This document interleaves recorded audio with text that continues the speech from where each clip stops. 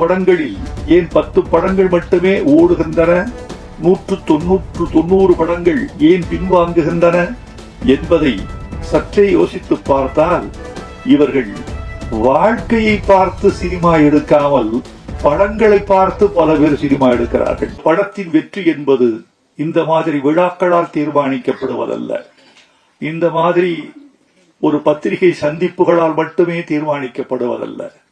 இன்றைக்கு திரைப்பட உலகத்தினுடைய நோக்கும் போக்கும் ரொம்ப துன்பப்படுகிற நிலையில் இருக்கிறது என்பதை நீங்கள் அறிவீர்கள். எனக்கு முன்னாலே பேசிய தயாரிப்பாளர் நண்பர் ஒரு அழகான கருத்தை சொன்னார். 200 படங்கள் வெளிவருகிற பொழுது 10 படங்கள் தான் வன்முறையற்று இருக்கின்றன என்ற கருத்தை சொன்னார். இன்னொரு கருத்தையும் அதன் உட்பொதி பொருளாக நீங்கள் சொல்லி இருக்க வேண்டும்.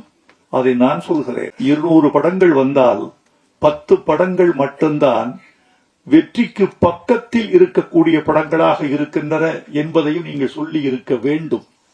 அதற்கு என்ன காரணம் என்று நீங்கள் யோசித்து பார்த்தால், படையாண்ட மாவீரனுடைய கதையையும் திரைக்கதையையும் வாழ்வியலையும் அதன் வெளியீட்டையும் நீங்கள் தொடர்புபடுத்தி அதை உணர முடியும் என்று நான் நினைக்கிறேன்.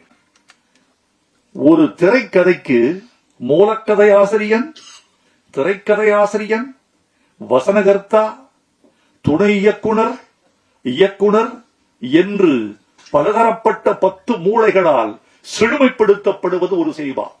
இந்த 10 மூளைகளால் செழுமைப்படுத்தப்பட வேண்டிய சினிமா, செழுமைப்படுத்தப்பட்ட சினிமா, அப்படி இருந்தும் தோல்வி கண்ட சில சினிமா, ஆனால் 10 மூளைகளால் இயக்கப்பட்ட போது பெரும்பாலும் வெற்றி கண்ட சினிமா இன்று தோல்வி அடைவதற்கு காரணம் தமிழர்கள் திரையுலகில் திரை அரங்கத்திற்கு சென்று பார்க்கிற எண்ணிக்கை குறைந்து விட்டது. இந்த நம்பர் ஆஃப் ஆடியன்ஸ் என்று சொல்லப்படுவது குறைந்திருக்கிறது.